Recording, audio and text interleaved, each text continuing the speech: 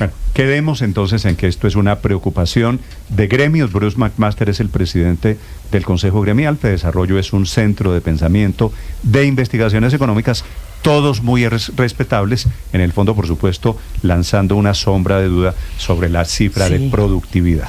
Y ahí está el rollo, porque esto es desconfianza en la información estadística del país, en la información oficial. Recuerde que así empezaron en Venezuela. 8 en punto, en 30 segundos. Atención, saludo al presidente del Consejo de Estado, que ha tomado decisiones sobre las funciones y el alcance de la Procuraduría. Estás escuchando Blue Radio.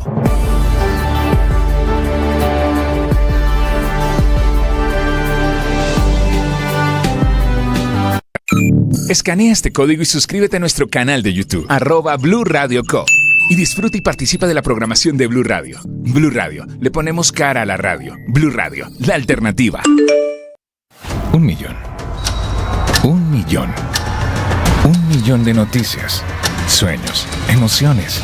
1 millón de seguidores. 1 millón de seguidores. 1 millón. Decirlo suena fácil. Lograrlo es de trabajo. Mucho trabajo. Ya somos más de 1 millón de suscriptores en nuestro canal de YouTube. Y sumando, 1.010.000. Sumando, 1.020.000. Y sumando. Blue, más que radio.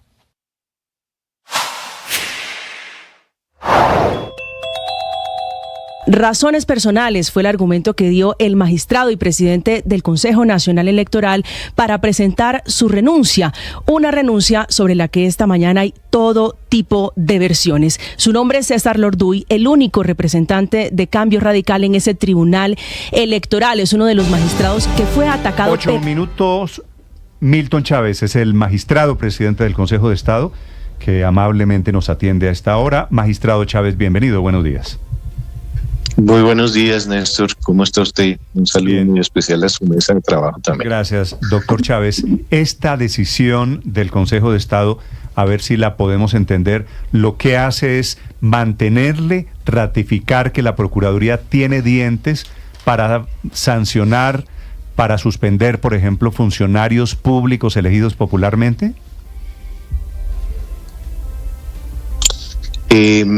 Sí, en efecto, pero en general, como lo dijo ya la Corte Constitucional, se exige la intervención del juez para que efectivas las sanciones a servidores de elección popular, en la medida que estas sean sanciones de pensión o inhabilidad. Sí. El juez en este caso son ustedes. Siempre se exige la intervención del Consejo de Estado. Sí, exactamente. Es decir, la Procuraduría para estos efectos tiene razones para celebrar, o por el otro lado, la Procuraduría queda sujeta a que haya un control posterior del Consejo de Estado. Sí. Pero dijéramos lo que se está haciendo es precisamente dar cumplimiento a los parámetros que Corte Interamericana de Derechos Humanos desde la Corte Constitucional para poder hacer efectiva efectivamente el control a los funcionarios del Estado, que pueda ser efectivo, que sea real. En este caso, magistrado Chávez, con la sentencia de la Corte Constitucional de mayo del 2023, que ayer el Consejo de Estado en sala plena acata, en su opinión, ¿se está cumpliendo el fallo de la Corte Interamericana de Derechos Humanos en el caso de Gustavo Petro? Sí, completamente, completamente. En general, lo que estamos acogiendo es efectivamente todas las decisiones de la Corte Interamericana de Derechos Humanos, de la Corte Constitucional. En general se está acatando todo lo que se ha dicho. Esta, de todos modos, sí tengo que advertir que es una solución de carácter transitorio, porque necesariamente el Congreso de la República es el que debe dar la solución definitiva y legislativa para dar cumplimiento al principio de reserva judicial que exige la Convención de Derechos Humanos. Sí, doctor Chávez, le pediría que nos explique, que le aclare a los oyentes cómo va a funcionar. La Procuraduría investiga a un funcionario, a un alcalde de tal municipio, de tal ciudad, y dice, hay que sancionarlo, hay que destituirlo, por ejemplo, en caso de que la falta sea gravísima. Esa decisión debe ser ratificada por el Consejo de Estado. Sí, tiene que ser revisada por el Consejo de Estado y no va a aplicarse, dijéramos, la ejecución de la sanción va a quedar suspendida hasta que termine todo el trámite de revisión que hace el Consejo de Estado. ¿Quién sanciona para efectos? ¿Quién sanciona es la Procuraduría o el Consejo de Estado? Digamos, es un trámite conjunto, si se quiere, porque pues la Procuraduría hace toda la investigación y propone la sanción, pero esta sanción solo va a ser efectiva hasta que concluya el trámite de revisión que hace el Consejo de Estado. Cuando llegue el expediente al Consejo de Estado, ¿ustedes investigan o cogen la investigación y todo el proceso elaborado por la Procuraduría?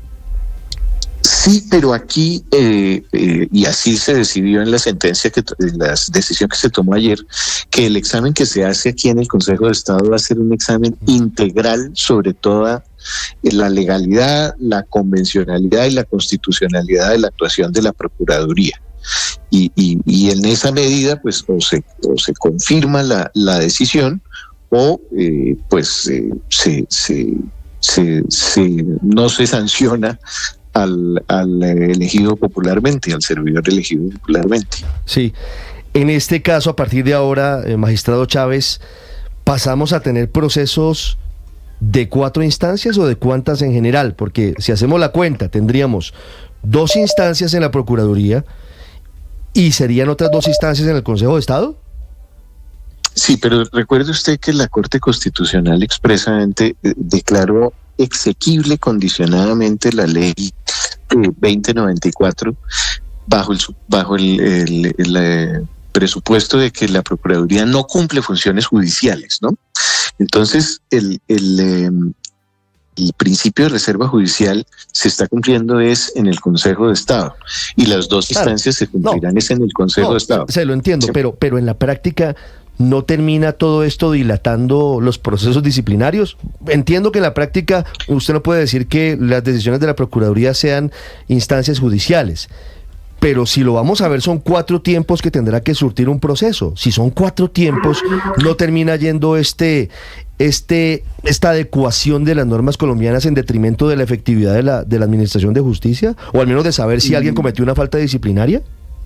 No, eso en todas las actuaciones administrativas, en todas las actuaciones de la administración es regular que hayan recursos en esas actuaciones de la administración y luego son sometidas a control judicial. Lo que pasa es que en este caso, al contrario, va a ser más ágil porque el control judicial es automático. No hay que esperar a que el afectado presente una demanda, sino automáticamente la Procuraduría va a enviar los expedientes al Consejo de Estado para que se proceda a la revisión. Y hay unos términos en la ley que están establecidos de 6 meses que pues habrá que cumplirlos.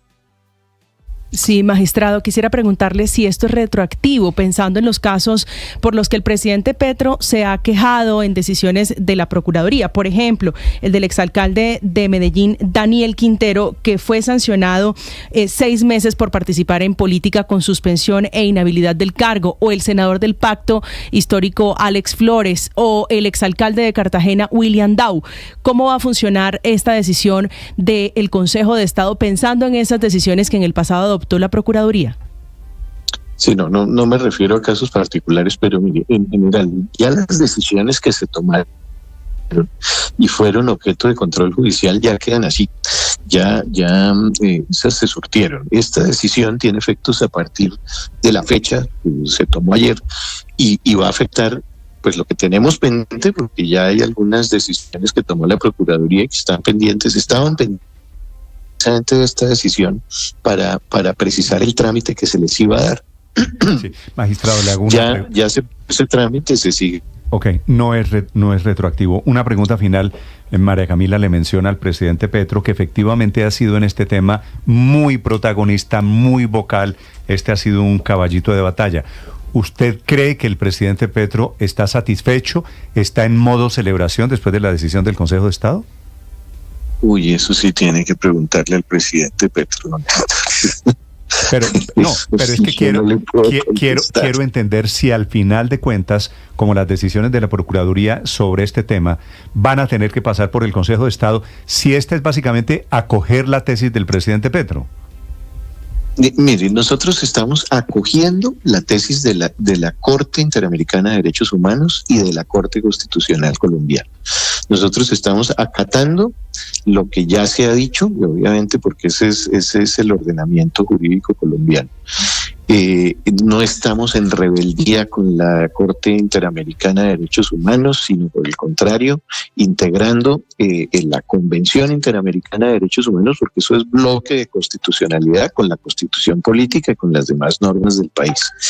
Y lo que estamos dándole es eficacia y aplicabilidad a estas normas.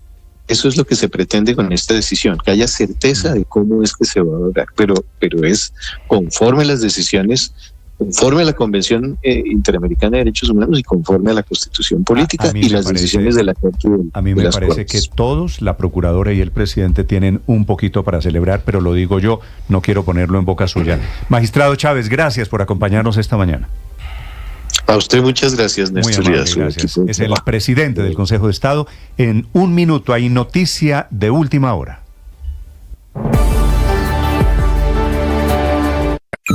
Escanea este código y suscríbete a nuestro canal de YouTube, @Blue Radio Co. Y disfruta y participa de la programación de Blue Radio. Blue Radio, le ponemos cara a la radio. Blue Radio, la alternativa.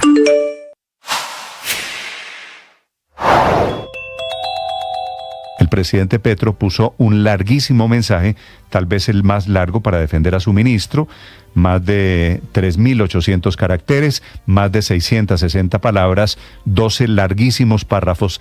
Tiene un mensaje en Twitter con el que el presidente Petro echa al agua sucia a los congresistas con la tesis de que no hay congresistas, sino compra de votos en las regiones y que sin congresistas no hay leyes en Colombia. El presidente Petro intentando sacar del problema gigante en el que está medio gobierno suyo por el escándalo de la unidad de gestión de riesgo. Los denunciantes, para infortunio del señor presidente, son gente que trabajaba en el gobierno, desde Olmedo López hasta María Alejandra Benavides, que era el enlace político en el Ministerio de Hacienda.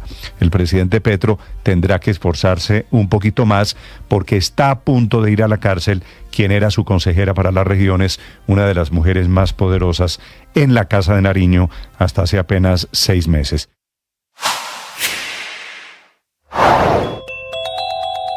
El Consejo de Estado tomó una decisión que da por terminada la polémica promovida por el presidente Gustavo Petro sobre la competencia de la Procuraduría para sancionar a funcionarios elegidos por voto popular.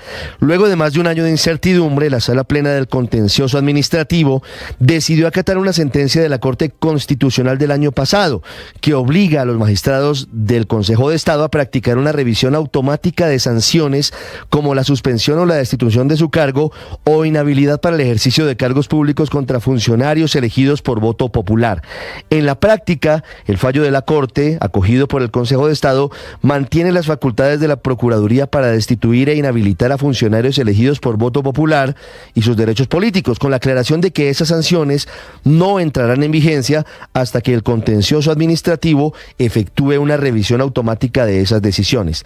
Hay varias cosas importantes. Esta decisión del Consejo de Estado solamente aplica a partir de este momento, lo que quiere decir que las sanciones impuestas por la Procuraduría hasta este momento contra funcionarios elegidos por voto popular quedarán en firme y no serán revisadas. De igual manera, se trata de una decisión transitoria, mientras el Congreso expide el estatuto legal que define el principio de reserva judicial con base en los principios de la Convención Interamericana de Derechos Humanos.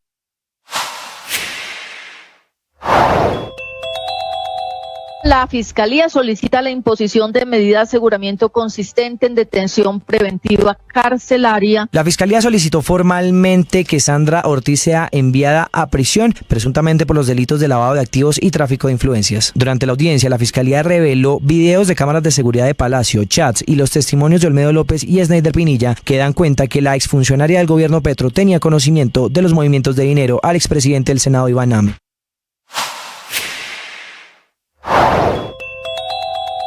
La reforma tributaria está prácticamente muerta, tras el no en las últimas horas de los partidos liberal y conservador que anunciaron su voto negativo, restándole apoyo político y enrareciendo todavía más el ambiente en el Congreso, donde ayer se canceló nuevamente la sesión en comisiones económicas conjuntas y se aplazó otra vez la radicación del texto. Imposible de alcanzar ponencia positiva ante los desplantes y los desacuerdos entre los propios ponentes, enfrentados en temas como, por ejemplo, los mayores impuestos al carbono, los mayores impuestos a los vehículos híbridos y los cambios en el impuesto al patrimonio. Una tributaria que agoniza y que, de llegar a morirse del todo, dejaría sin financiamiento 12 billones de pesos del presupuesto del próximo año, presupuesto que ya se hundió en el Congreso por primera vez desde la Constitución del 91, justamente por incluir ingresos que eran no seguros, como estos 12 billones de la ley de financiamiento. Ley que, de llegar a caerse y que, de llegar a morirse del todo, obligaría... La noticia del momento en Blue Radio. Y atención, esta es la noticia urgente. El ministro de Hacienda, Ricardo Bonilla, ha presentado una denuncia ante la Fiscalía General de la Nación en contra del actual presidente de Ecopetrol y en contra, ojo, de Nicolás Alcocer, que es el hijo de la primera dama, Verónica Alcocer. ¿Cuántos años tiene Nicolás? Tiene 25 años, Néstor, y es hijo adoptado por el presidente Gustavo Petro. O sea, para estos efectos... Es hijo del presidente de la República. Así es, así es. La denuncia es sobre tráfico de influencias y sobre hechos de corrupción. Alcanza a dos personas muy cercanas, una por razones personales, Nicolás Alcocer, y otro por razones políticas, Ricardo Roa, que no solo es el presidente de Ecopetrol, sino fue el gerente de la campaña Petro. Una noticia urgente, muy grave, 816. Ricardo Ospina. Néstor, el ministro de Hacienda, Ricardo Bonilla, radicó ante la Fiscalía el pasado 28 de octubre una ampliación de las denuncias que ya había presentado sobre los presuntos actos de corrupción que vienen ocurriendo en la empresa Urra S.A., que maneja y comercializa la energía producida por la central hidroeléctrica Urra 1, ubicada cerca de los municipios de Tierra Alta y Valencia, en el departamento de Córdoba, y cuya mayoría accionaria es de la Nación. Inicialmente, el ministro amplía la denuncia del 27 de septiembre, hecha por una ciudadana que pide mantener la reserva de su identidad, pero que tiene nombre, cédula y teléfono en la denuncia, que dice que hay un posible conflicto de intereses y colusión dentro de la contratación de Urra S.A. Ese es un caso, Néstor, que pone en conocimiento de la Fiscalía el ministro, donde se habla de funcionarios, de contratistas externos como William Tadeo Amin Burgos y Juan David Díaz Granados Garzón, que, según dice la denuncia, habrían participado presuntamente en procesos licitatorios con pleno conocimiento interno y acceso privilegiado a la información técnica, lo que, según dice, repito, la denuncia, favoreció de manera indebida a las empresas Positive Energy SAS y Ecoenergética Soluciones de Ingeniería SAS. Y aquí viene la parte que tiene que ver con el presidente de Ecopetrol y el hijo del presidente Gustavo Petro. Dice la denuncia del ministro Ricardo Roa textualmente: de acuerdo con nueva información recibida el día 28 de septiembre de 2024 a través de mi cuenta personal de WhatsApp, dice el ministro de Hacienda, desde el número lo protegemos para evitar cualquier tipo de situación con el denunciante, se informó acerca de presuntas presiones indebidas ejercidas por Nicolás Alcocer y Ricardo Roa sobre la junta directiva y la administración de Urra S.A.E.S.P. Estas presiones, según el denunciante, estarían dirigidas a tomar control de la empresa para favorecer a aliados cercanos interesados en la adjudicación de contratos, entre los cuales se destaca el Parque Solar Urra 19,9, proyecto cuya construcción se encuentra a cargo del consorcio Luz Power 2022, del cual forman parte de la empresa Luxim Ingeniería SAS, presuntamente dirigida por David Cerón y Lucía Muñoz.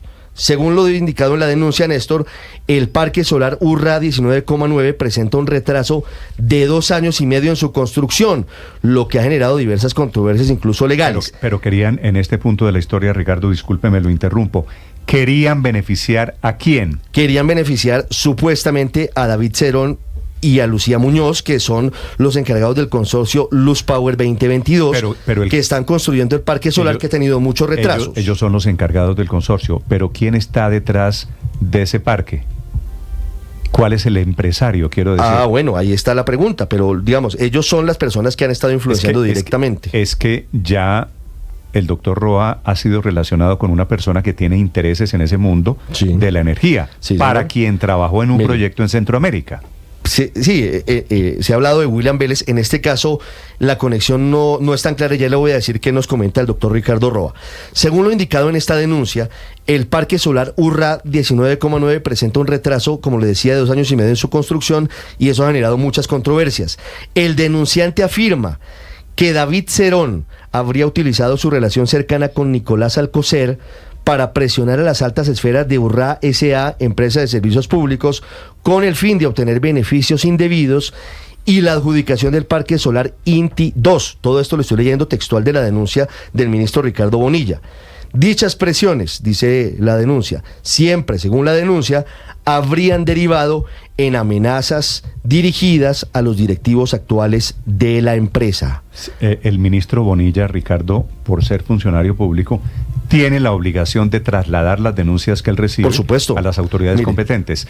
¿Esta la traslada a la Fiscalía porque es su obligación o porque le parece creíble o porque hay algo más que simplemente una denuncia? En los dos sentidos, Néstor. Yo le termino la historia y le voy a contar qué pasa con el ministro. Adicionalmente, el denunciante refiere que la empresa Power China, socia de Luxim Ingeniería SAS en el consorcio Lux Power 2022, ha sido favorecida en diversos contratos estatales relacionados con el sector energético. Esas adjudicaciones deben ser objeto de revisión debido a los vínculos cercanos entre los principales actores mencionados y su influencia en la administración de Urrá S.A., empresa de servicios públicos. Y concluyo con esto. De acuerdo con la información proporcionada, David Cerón, en conjunto con Nicolás Alcocer y Ricardo Roa, estaría ejerciendo presiones indebidas para evitar la liquidación del contrato Parque Solar Urrá 19,9, al tiempo que buscan favorecer la adjudicación de nuevos contratos, entre ellos el de Parque Solar INTI 2. El denunciante indica que estas presiones han sido rechazadas por la administración de Urrá. Sin embargo, continúan las presiones siendo ejercidas desde la junta directiva de la empresa. Además, se menciona una reclamación por parte del consorcio Lux Power 2022 por un monto de 60.000 millones de pesos, la cual ha sido resistida por la administración de Urrá. Algo que uno no logra entender. Esta es la denuncia. Esta es la denuncia. No sé qué es peor, si que esté metido Ricardo Roa, que es el presidente de Ecopetrol, la empresa más importante sin duda en Colombia, o que esté metido otro hijo del presidente Petro en el rollo. Me dice usted, el otro Nicolás, como lo llaman. Nicolásito, sí. A ver, señor. No, el otro Nicolás lo llaman. En dos sentidos, lo que por supuesto el ministro de Hacienda tiene la obligación de denunciar ante la justicia cualquier irregularidad que le sea puesta de presente, pero lo que hemos sabido es que Nicolás Alcocer Petro sí habría estado preguntando por el proyecto Urrá en el Ministerio de Hacienda, sí habría hecho llamadas pidiendo algún tipo de información sobre Urrá 2. ¿Qué hace el y tendrá que esclarecerlo ante la justicia. Supongo yo que estos son llamadas, Ricardo, lo que usted está diciendo, llamadas a funcionarios del Ministerio de Hacienda. Sí. ¿Qué hace el hijo de doña Verónica Alcocer llamando al Ministerio de Hacienda? Eso tendrá que respondérselo ante la justicia si la justicia lo llama. Y lo segundo, Néstor, es que el ministro Ricardo Bonilla puso en conocimiento del presidente Gustavo Petro esta situación y el presidente le pidió que actuara en consecuencia, que lo pusiera en conocimiento de las autoridades para que las autoridades determinaran si hay o no lugar a algún tipo de investigación. Nicolás Alcocer, María Consuelo, discúlpeme, yo salgo de una duda. Para estos efectos, Héctor, ¿Nicolás Alcocer es hijo del presidente Petro? Claro, porque como decía Ricardo, lo adoptó formalmente. A él sí lo crió. Suyo, bueno, claro. Okay. En el 2022, creo que después de la segunda vuelta hizo ese trámite. Quiere decir, Nicolás Alcocer llama al Ministerio de Hacienda y automáticamente eso es tráfico de influencias. Claro, y eso es un delito. Pues tendrá que determinar la justicia, consagrado. Pero pues pareciera que sí. Pues la denuncia sobre un delito que se llama tráfico de influencias, que consiste en influir en un funcionario para obtener un beneficio económico. Y de ser cierta la denuncia, todo pinta muy feo, María Consuelo. Pinta muy feo, eso tiene inclusive cárcel de 4 a 8 años y está consagrado en el Código Penal, ¿no? Pero no me quedó suficientemente claro, como lo preguntó Néstor, si se trata de una denuncia del ministro o de un traslado de una denuncia que él recibió. La respuesta porque son dos cosas distintas. La respuesta de Ricardo, son las dos.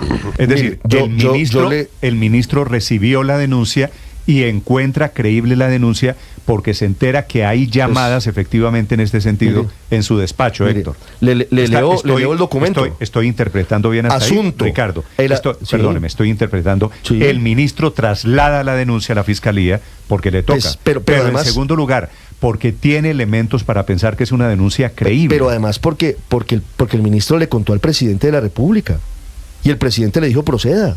Haga lo que tiene que hacer. Bueno, pero es que no puede hacer otra cosa distinta de si recibe una denuncia, alguien va y le dice, mire, allá en tal sitio están robando, lo que le corresponde es enviar esa denuncia a la Fiscalía. Pero el que está, otra cosa distinta es decir, yo sé que están robando y vengo a declararlo. Eso se llama en derecho un testigo de cargo. O el otro, pues es simplemente un testigo de oídas, que dicen que dijeron. Si a mí me dicen... se robaron aquí un peso de esta mesa.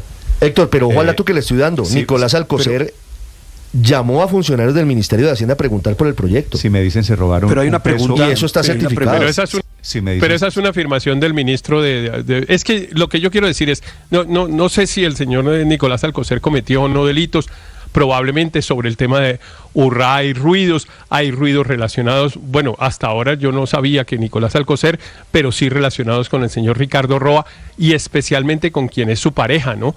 Porque varias de las aparentes conflictos de interés que puede haber en los contratos de Urrá están relacionados con el señor Julián Caicedo y con una empresa que se llama, entiendo que Winsu Energy, entre otras cosas. El señor Caicedo creó una empresa cuyo objeto es meterse en temas de energía, vamos a poner incluso Ricardo Roa dijo que él le había reclamado por haberlo hecho. En blanco y negro, Héctor. El ministro de Hacienda, Ricardo, para ser claro, para que no haya lugar a equívocos, traslada una denuncia que recibió, pero le parece creíble, tan grave y creíble le parece, que investiga un poquito y encuentra que hay llamadas de Nicolás Alcocer al Ministerio de Hacienda. Tan grave y creíble, Héctor, para que me entienda, le parece al señor ministro de Hacienda que le informa al presidente Petro que va a presentar una denuncia en donde está involucrado su hijo. Es el ministro de Hacienda. Y tan grave y creíble le parece que presenta la denuncia, ampliación de la denuncia en la Fiscalía, vinculando a Ricardo Roa, que es presidente de Ecopetrol, que es una empresa que depende del Ministerio de Hacienda. Mire, el asunto del documento dirigido a la Fiscalía es... No estamos... Si está buscando, Héctor, decirme que es una denuncia... Pero depende, no, Néstor, es el accionista mayoritario. Chimba, y que el ministro de Hacienda está simplemente trasladando, compulsando... Néstor, Ricardo, permíteme, pero el Ministerio de Hacienda... Solamente quiero darles dos datos. Es el accionista mayoritario. ¿Y qué dice el documento inicialmente? El asunto: segundo alcance a informe de irregularidades en la empresa Urrá S.A., empresa de servicios públicos. Así titula el documento el ministro. Respetados señores, en atención a las denuncias formales que fueron presentadas el 23 y 27 de agosto de 2024, me permito presentar la siguiente ampliación de dichas denuncias. En virtud de los hechos adicionales recibidos y en cumplimiento de los deberes legales y constitucionales establecidos para los servidores públicos, tal como lo señala el artículo 67 de la Ley 906 de 2004. ¿Está claro? Yo creo que está suficientemente claro. Es cierto, Luis Ernesto, que el Ministerio de Hacienda es el accionista mayoritario. Es el socio principal de Ecopetrol. Es que la nación es propietaria, además de lo, creo que cercano algo el 88% de Ecopetrol. Casi 89%, el 90%, 89, 90. Y el dueño, el que representa a la nación en eso es el ministro de Hacienda, llámese como se llame.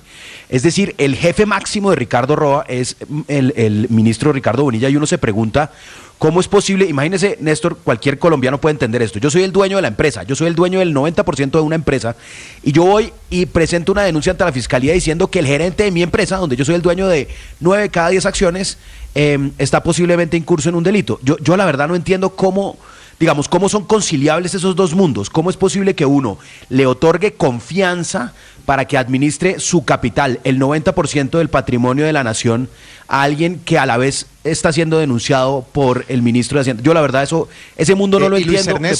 Luis Ernesto, hasta marzo de este año la relación iba muy bien. Recuerde que en la asamblea de accionistas de Ecopetrol, cuando el doctor Roa, presidente de Ecopetrol, pues estaba siendo cuestionado por todas estas cosas que siguen muy vigentes, Bonilla, el ministro Bonilla, no tenía que hacerlo, pero se apareció en la asamblea de accionistas allá cambió en los miembros de la Junta para reforzar a Bonilla, a Roa. Y presidió esa asamblea el ministro Bonilla como señal de respaldo en ese momento al presidente de Ecopetrol. La relación era muy buena. Bueno, ahí está la foto que estamos viendo en YouTube en este momento, de esa situación, marzo de 2024, asamblea de accionistas de Ecopetrol. Ricardo, ¿qué dice sobre todo este rollazo hoy el presidente de Ecopetrol?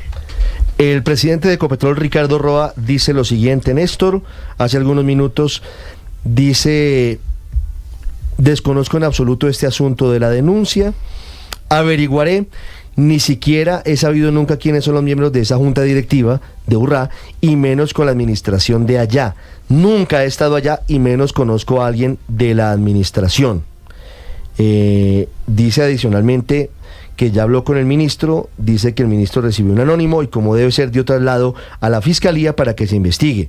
Y en la medida en que me requieran estaré atendiendo y dando respuesta a los que fueron los cuestionamientos al respecto. Esta empresa Urrá, Aurelio, ¿tiene usted el dato? ¿Qué porcentaje es del Ministerio de Hacienda? 99%. 99,98%. Claro, todo, o sea, todo. Sí. Por eso el Ministerio de Hacienda, sus funcionarios, han sido el motivo de las llamadas según la denuncia. Gravísimo. Yo le repito, Ricardo, yo no sé qué es peor. Que esté metido en una denuncia presentada por el propio ministro de Hacienda, el presidente de Ecopetrol, o que esté metido el hijo de doña Verónica Alcocer. Como decía Luis Ernesto. Es que al hijo de Verónica Alcocer yo no lo había oído nombrar, Ricardo, en ningún rollo de corrupción. No, señor. Cero. Además, es muy apartado de todo lo que ha significado el torbellino de la familia Petro. Pero no solamente es un protagonista nuevo en estas historias. El hijo del presidente, ¿no? Él trinó, quiero informar ante la opinión pública que he sido adoptado oficialmente por mi papá adoptivo, quien me acogió y me crió desde que tengo 1 año. Ok, eso responde a mi pregunta. Oiga, Néstor, pero es hijo de Gustavo Petro, sí, entonces no es hijo de Verónica Alcocer. Para efectos legales, para efectos de manejos públicos, es hijo del señor presidente Gustavo Petro. Y presunción de inocencia guardada y todo, Néstor, porque pues obviamente todo el mundo tiene derecho. Este país no puede seguir teniendo como presidente de su principal empresa a un señor que más o menos cada semana está mencionado en un escándalo. Eso es absolutamente increíble, Néstor, y esta situación, como decía ahora Luis Ernesto, es la persona que representa los intereses del dueño de la empresa, que es la nación colombiana, en este caso el ministro de Hacienda, es quien va a la fiscalía y lleva esta denuncia. Eso es absolutamente increíble, pero si usted me pregunta a mí, ¿qué va a pasar o qué puede pasar con Ricardo Roa? Yo pensaría que por ahora nada, porque él parece pertenecer a ese selecto grupo de privilegiados en el que, por ejemplo, también está Armando Benedetti, que básicamente pueden hacer lo que quieran y el presidente no les va a tocar un pelo. Néstor, y este es el primer escándalo que le sale a Nicolás Alcocer, ¿no? Es el primer escándalo. Vamos a ver con qué sale la fiscalía, qué evidencia tiene para inculpar a Nicolás Alcocer. Daniel, es justo decir que de momento, para no anticiparnos, Ricardo, esto es una denuncia. Sí, es una denuncia que tendrá que responder. Hay razones creíbles del ministro de Hacienda y en consecuencia hay razones creíbles de los investigadores para suponer que efectivamente hubo llamadas preguntando, investigando, intrigando por el tema de Urrá. Pero de ahí a que haya una condena todavía. No, pues claro. Estamos lejísimos. Esperaremos que la fiscalía digo para ser determine. Justo, no quiero ser injusto, ni más faltaba ni con el doctor Roa, ni con don Nicolás Alcocer. 8:33. Néstor, la última, Aurelio. Nicolás Alcocer Petro es lo que llaman en la zona cafetera un entenado, y que jurídicamente lo llaman un hijastro. Es decir, su padre es el señor presidente de la República, el doctor Gustavo Petro. Eso ya está dicho, Aurelio. Sí. Eso hay que dejarlo clarísimo. Bien, pero entonces está dicho, ya María Consuelo tuvo la gentileza de leer el trino en el que Nicolás donde dice que lo crió, que ha sido adoptado. Que ha sido adoptado.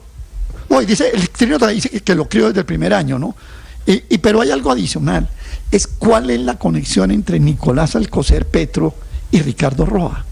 Porque realmente lo estrambótico de la denuncia no solamente pues es el tráfico de influencia, sino que vayan, digamos, aparejados. Es decir, ¿por qué Ricardo Roa con Nicolás Alcocer Petro? ¿Cuál es la relación que tienen para que la denunciante, supuesta denunciante, el ciudadano interesado o la ciudadana interesada, los haya metido en la demanda a los dos? A mí me parece que ese es el punto de partida de la cosa. Porque si usted encuentra que efectivamente es una relación de amistad, de vieja data, en fin, pues hombre, ya va un indicio que es importante. Entonces, me parece aquí que lo primero que hay que analizar es dónde está la raíz de esa amistad o de esa relación entre Nicolás y Ricardo Roa. Si se confirma todo esto, Ricardo, yo lo que estoy entendiendo es que hubo unas llamadas de Roa y de Nicolás Alcocer al Ministerio de Hacienda, pero obviamente para beneficiar a alguien. Ese alguien es el alguien que digamos, yo todavía... Se habla de David Cerón en la denuncia.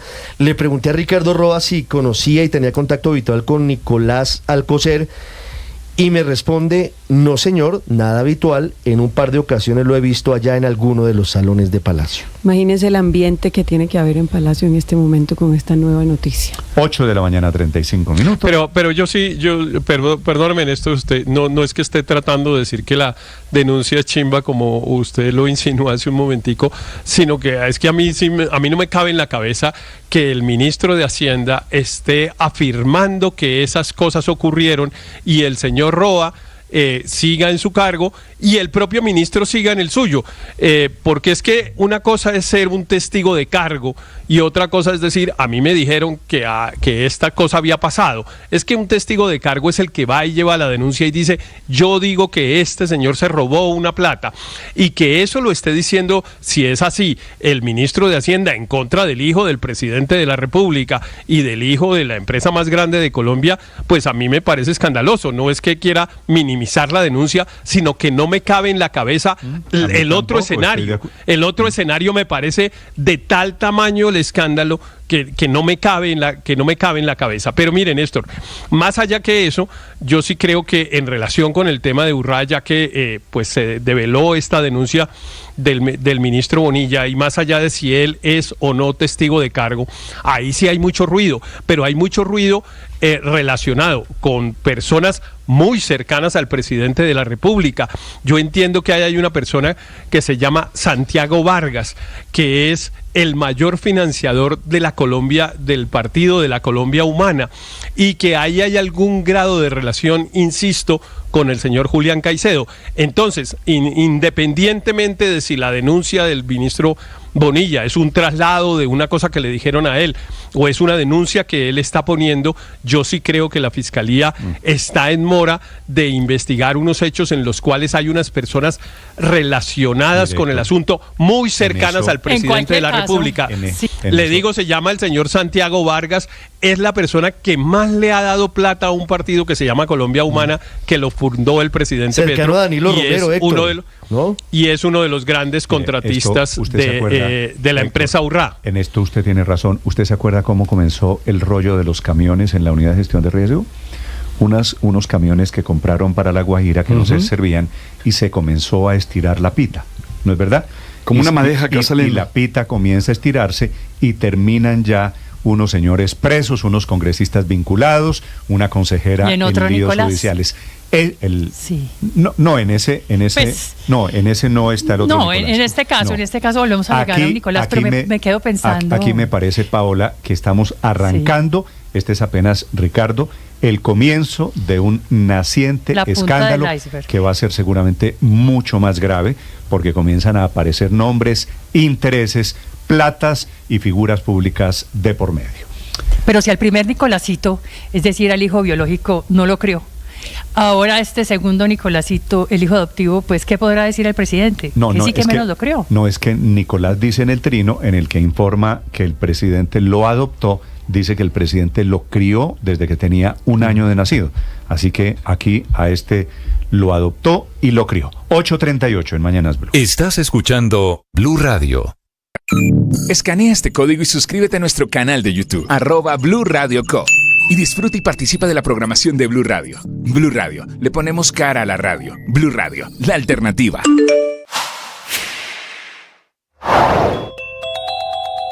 Lo macartizan y lo quieren descuartizar cuando ellos mismos hicieron lo que le critican al ministro.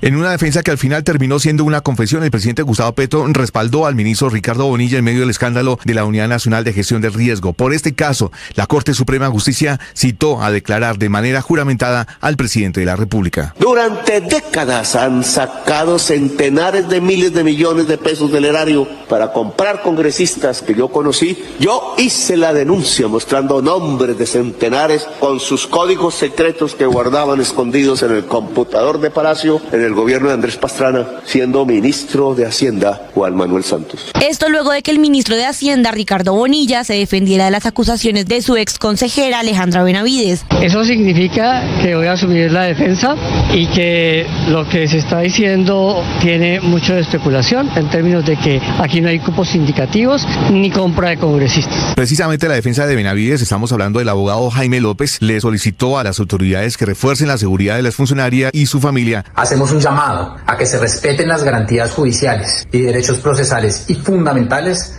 de María Alejandra Benavides. En este tiempo de Navidad es muy importante descubrir qué hay en el corazón. Si en tu corazón lo que hay es amargura, rencor, no vas a ser feliz. Por eso, la primera tarea de Navidad es limpiar el corazón. Pedirle a la vida que nos permita descubrir todo lo bueno que hemos vivido a lo largo de este año y que dejemos que esas experiencias maravillosas de alegría, de gozo, de júbilo nos motiven a seguir adelante. ¿Qué debes sacar de tu corazón? Hoy es un buen día para comenzar a hacerlo. Tú sabes.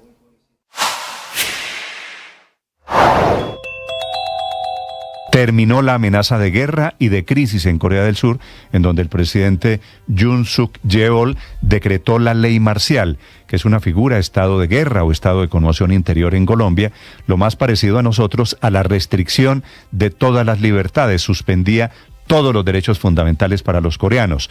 Corea del Sur, que en teoría es el socio sensato, el amigo de Estados Unidos, el amigo. Esta mañana el alcalde Galán de Bogotá, atención, está informando que ya se ha llegado al 44% del avance de la obra del metro de Bogotá y se terminó el primer kilómetro del viaducto de ese tren que parece estar cada vez más cercano. Con el alcalde Galán se encuentra Cristian Correa.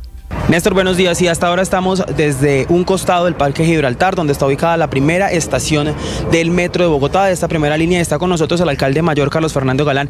Alcalde, empecemos por la cifra de avance de la obra del metro. ¿En qué porcentaje está en este momento? Bueno, el avance del proyecto en su integralidad es de 44,45%. Esto es a fecha 30 de noviembre. Nosotros, como usted recuerda, recibimos en 28,98 el proyecto, entonces ha avanzado más de 15% y ya está cogiendo un ritmo que nos permite avanzar cada vez más. La obra en este momento está construyendo más o menos 200 metros de viaducto a la semana. Tenemos 1.039 metros de viaducto ya construidos. Eso es un avance muy importante. Estamos precisamente, como usted lo menciona, al lado de la estación 1. En este caso, la viga lanzadora número 3 tiene más de 313 metros de construcción. Entonces, es una buena noticia. Esto demuestra que las obras en Bogotá sí avanzan. Estamos cumpliendo el compromiso de proteger este proyecto metro que la ciudadanía quiere que se ponga en funcionamiento y vamos con este ritmo a poder cumplir la meta de poner en prueba 5.7 kilómetros terminados de viaducto en mayo del 2026 y los 24 kilómetros del viaducto terminados para operación de prueba en septiembre del 2027. Alcalde, ¿en cuánto recibe usted la obra, el proyecto del metro, y en cuánto ha avanzado durante lo que va del 2024? Bueno, mire, el proyecto en su integralidad lo recibimos en 28,98%. Está en 44,45% en su integralidad. Eso suma tres cosas. Uno es el contrato de concesión de obra, otro es el traslado anticipado de redes y otro es la gestión predial. Ahora, en lo que tiene que ver, para citar un ejemplo, con el viaducto. El viaducto tiene, o lo recibimos en 4% nosotros, y ya está por encima del 26%. El viaducto como uno de los elementos. Están avanzando también los trenes. Tendremos el primer tren llegando a Bogotá en septiembre del año entrante y a partir de ahí llegará un tren cada mes hasta completar los 30 trenes. Ya tenemos los rieles en Cartagena, 6.600 toneladas, ya empezaron a llegar y en enero o febrero empezarán a instalarse en el patio taller los primeros rieles del metro.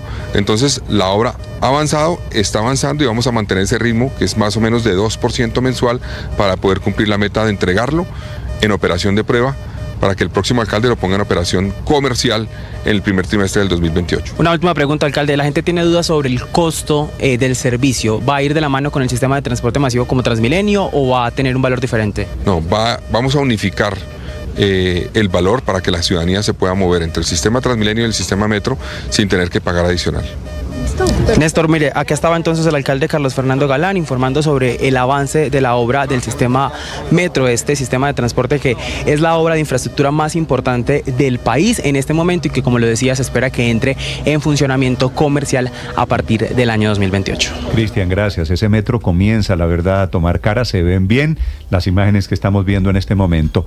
Faltan 15 minutos para las 9 de la mañana. Aquí hay buenas noticias, en Medellín no tanto, en el aeropuerto de Medellín, en el de Río Negro, arriba, hay problemas esta mañana, largas filas en las salidas internacionales, porque efectivamente la entrevista padre no es de 20 segundos de los señores de Migración Colombia, sino que están haciendo la entrevista. ¿De cuánto más o menos? No, de 4 o 5 minutos.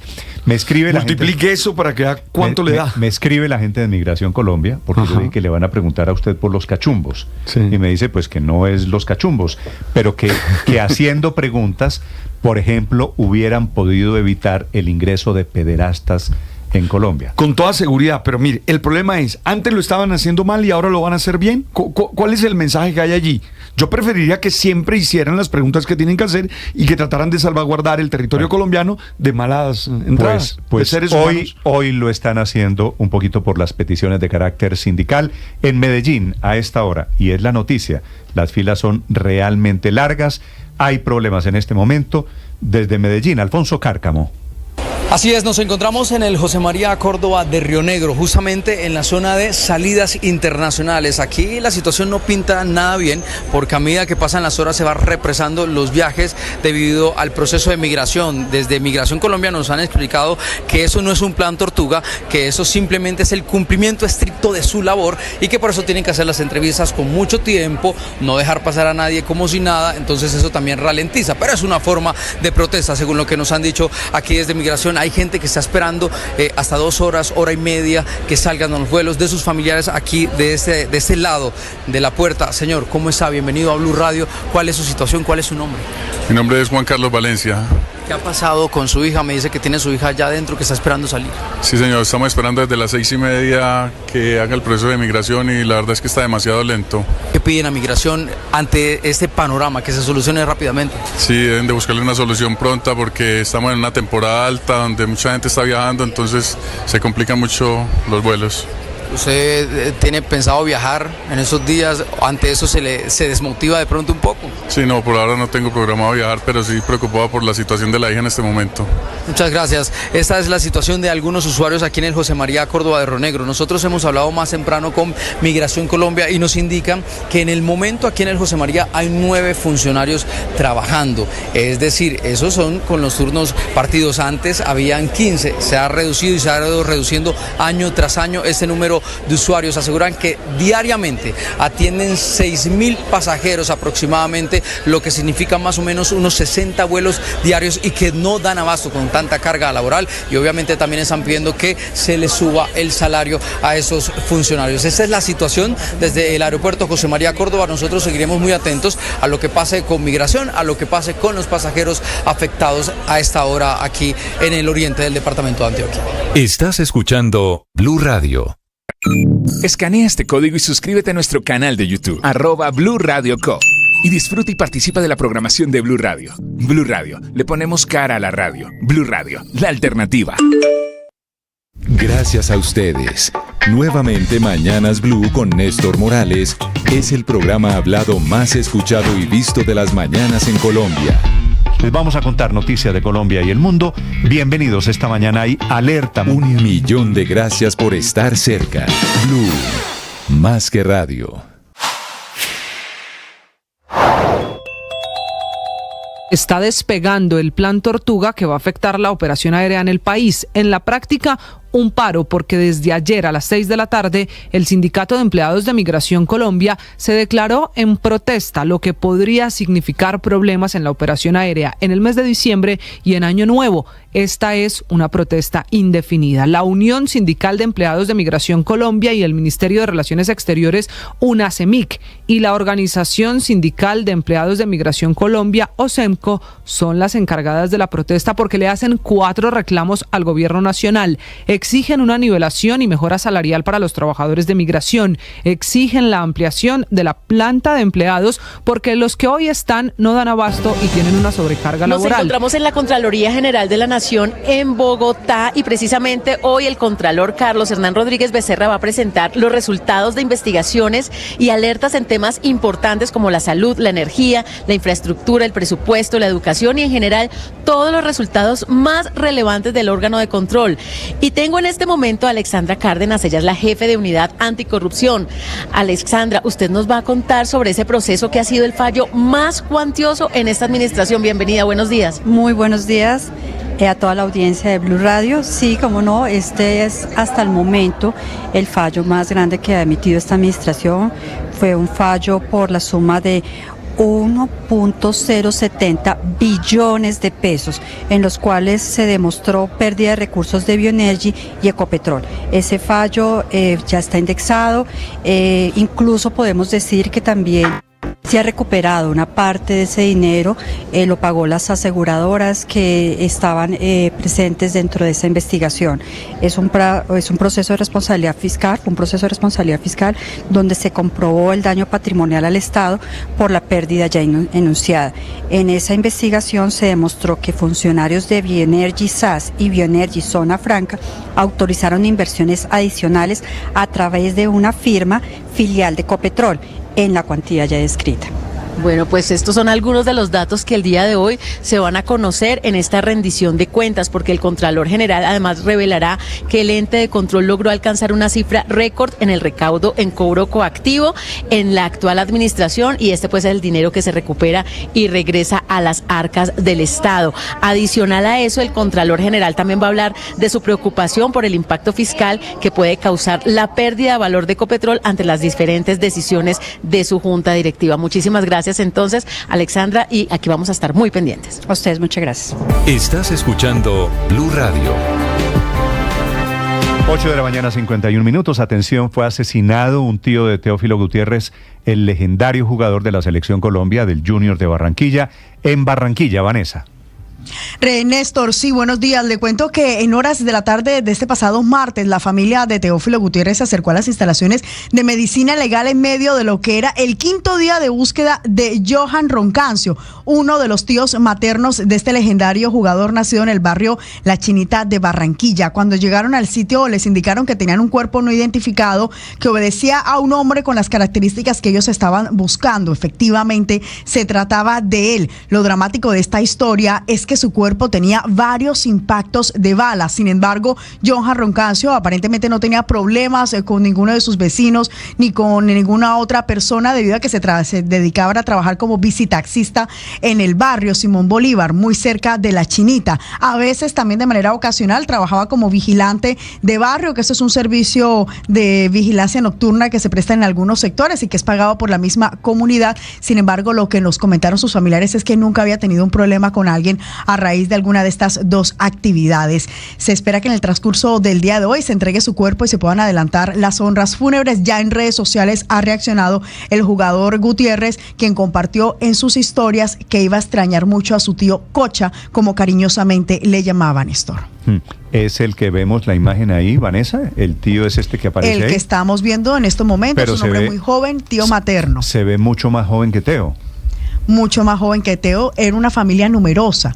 La abuela de Teófilo Gutiérrez, por el lado materno, pues tuvo varios hijos, y en este caso Teo es hijo de una de esas hijas mayores. Entonces por eso vemos que podría ser incluso este tío menor que Teófilo, no, pero hacía parte de una familia muy unida. Por lo menos en apariencia es menor.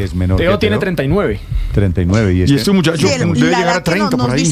que tenía entre 30 y 33 años, es lo que nos están indicando de medicina legal. Bueno. ¿Usted conoce a Teo, padre? A Teo lo conozco, claro que sí, he conversado con él muchas veces. Ese barrio en donde nació Teo es un barrio difícil, ¿no? Sí, es un barrio difícil, es a la entrada de Santa Marta a Barranquilla, hay un barrio, siempre ha sido un barrio complejo, aunque ahí hay procesos sociales interesantes.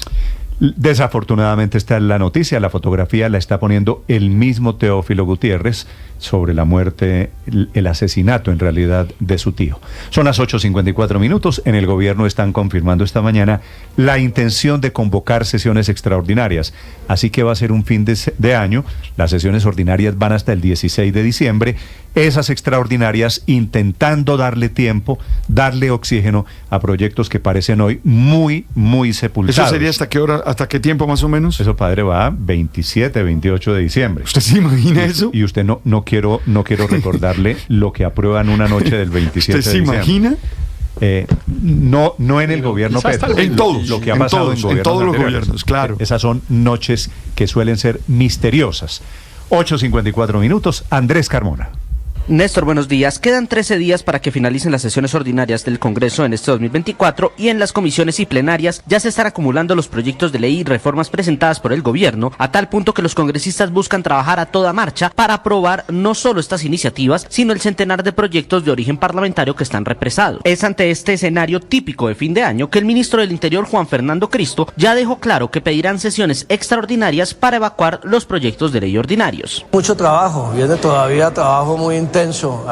No vamos a poder dormir estos 14 días, más de 14 días, porque vamos a tener extras. Y es que en el recuento de proyectos que corren el riesgo de quedarse sin tiempo están la reforma a la salud, que no ha avanzado en su agendamiento en la plenaria de la Cámara por un enfrentamiento entre el presidente de la corporación, Jaime Raúl Salamanca, y los vicepresidentes Lina Garrido y Jorge Tovar, la reforma laboral, que tiene pendiente varias audiencias públicas previas según lo adoptado por los ponentes en la Comisión Séptima del Senado, lo que deja el proyecto para 2025, la ley ordinaria de jurisdicción agraria que fue votada a la ponencia y hoy seguirá la votación del articulado, la reforma política que acaba de ser aprobada en la Comisión Primera en su tercer debate, el presupuesto bianual de regalías que debe ser aprobado antes del 5 de diciembre, entre otros. Pero a pesar del afán y de las buenas intenciones del gobierno, hay una ley que hoy prácticamente está agonizando, la reforma tributaria o ley de financiamiento que busca recoger 12 billones de pesos para completar el presupuesto general de la nación para el año 2025. Aunque se esperaba que el lunes pasado se diera el anuncio del proyecto para votar en las comisiones económicas, hasta ahora no se ha dado este anuncio por cuenta de que no se ha podido concretar una ponencia positiva mayoritaria, lo que hace que los tiempos estén cada vez más estrechos. El golpe de gracia vino en la tarde de este martes, cuando los partidos liberal y conservador anunciaron mediante sendos comunicados su decisión de bancada de no respaldar la iniciativa, señalando que los efectos sobre los bolsillos de los colombianos son extremadamente graves y que no se deben respaldar temas como la eliminación del régimen simple, así como impuestos que graven la canasta familiar de los colombianos, la venta de un carro o una herencia familiar. Desde la oposición también señalan que el verdadero responsable de que esta ley no avance es el ministro de Hacienda, Ricardo Bonilla, hoy salpicado en el escándalo de corrupción de la Unidad Nacional de Gestión del Riesgo. El senador Miguel Uribe por el Centro Democrático. Es evidente que el ministro debe renunciar, le hace daño a la investigación y le hace daño a la economía colombiana. A su vez, es inconveniente que se mantenga un ministro cuestionado por la participación en uno de los peores escándalos de corrupción de este gobierno y de la historia del país. Mientras tanto, la plenaria del Senado aprobó en la noche de este martes, en segundo debate, el proyecto de reforma al sistema penal acusatorio o reforma a la justicia, que busca, entre otras cosas, facilitar aspectos como los allanamientos, los principios de oportunidad, los preacuerdos y demás, en pro de garantizar una justicia más efectiva y descongestionada. La iniciativa pasa ahora a debate a la Comisión Primera de la Cámara de Representantes. Andrés Carmona, Blue Radio. Andrés, senadora Angélica Lozano, buenos días. Buenos días, Néstor. ¿Cómo está, senadora? Muy bien, en la recta final. Angélica Señor Lozano ha estado muy vigilante, es integrante de las comisiones económicas del Congreso. La reforma tributaria, usted ha dicho, se está hundiendo. Los votos negativos de Cambio Radical, del Centro Democrático, de los liberales, de los conservadores, el suyo, que es verde, ¿hay alguna posibilidad de que en extras se salve la reforma tributaria? No. Es que el proyecto ni siquiera tiene ponencia. lo que se vota es una ponencia y a las reuniones de lunes y martes de ponentes llegaron 7 de 38 ponentes. Eso le muestra a usted que no hay ambiente político y es incluso desde antes. No hay ambiente para crear nuevos impuestos ni para anticipar regla fiscal, que traduciéndole, eso quiere decir nuevos créditos, nueva deuda nacional. No es conveniente seguir ampliando el hueco. Entonces, no hay ambiente y además, por supuesto, también enturbia todas estas declaraciones e información reciente judicial. Entonces, si no hay ni siquiera ponencia, deje así, está en coma. Senadora Lozano, de eso le quiero preguntar, ¿y no hay ponencia porque la están adecuando, porque están intentando crear un texto que pueda ser aprobado, o por qué razón? Sí, a esas reuniones son para eso, para construir la ponencia, es decir, los acuerdos, ponga esto, súbale, bájelo, y solo han asistido 7 de 38 ponentes. Eso es un indicador claro de la no voluntad ni disposición para votarlo. Yo creo que el gobierno puede hacer que los aliados radiquen una ponencia con muy poquitas firmas, lo que anticipa una votación. Entonces el gobierno tiene que escoger si quiere que se hunda para poder decir, ve, la hundieron, no dejaron, o si deja así, básicamente, porque esto tendría hasta el 16 de diciembre, el próximo lunes, para ser discutido. Tuvimos la agenda ayer y antier, y hoy incluso para comisiones conjuntas, pero hoy ni siquiera la citaron, ni a comisión ni a reunión de ponentes. Doctora Lozano, ¿qué salvaría la reforma tributaria o la ley de financiamiento? Si se moderan algunos de los puntos, ¿es posible que la revivan? Usted habla de la anticipación de la regla fiscal, pero hay unos congresistas que están planteando moderar el tema del IVA a los híbridos, moderar el punto sobre el impuesto al patrimonio, el impuesto al carbono, en fin, ¿algo así podría darle oxígeno, así se recaude menos? Esos han sido los argumentos y las alternativas, pero en conjunto no veo chance, no veo interés. Por ejemplo, 6 de los 12 billones que buscaría el gobierno son de adquirir nuevos créditos. No, eso que es lo más fácil para muchos congresistas, porque no tiene un doliente directo. Sí, como deuda general la asume el país. Personalmente, a ese es el punto al que yo más me opongo. Nuevos créditos. No veo voluntad ni espacio para que se apruebe ni siquiera reducida. Creo que la realidad es que el gobierno tiene que ejecutar lo que tiene guardado. Hay más de 90 billones sin ejecutar, de regalías, que es distinto, es plata diferente, lo aclaro, pero siendo 4 de diciembre, ¿por qué razón hay 15 billones quietos? ¿No los necesitan las regiones? Porque hay mucha demora en la formulación, en la aprobación, o porque formulan mal, y esto tiene que ver con tarea conjunta, regiones y nación. Pero el hecho es que la plata está quieta. Entonces usted tiene 15 billones de regalías guardados, 92 billones de presupuesto guardado, ¿como para qué quiere más impuestos? ¿No? Ejecute y use lo que tiene.